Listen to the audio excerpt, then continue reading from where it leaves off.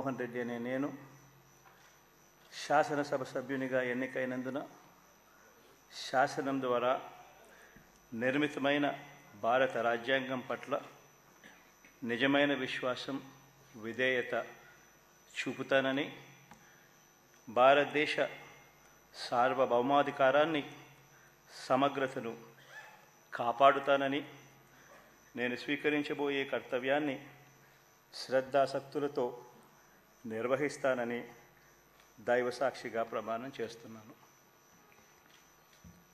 ఆంధ్రప్రదేశ్ శాసనసభ సభ్యుడైన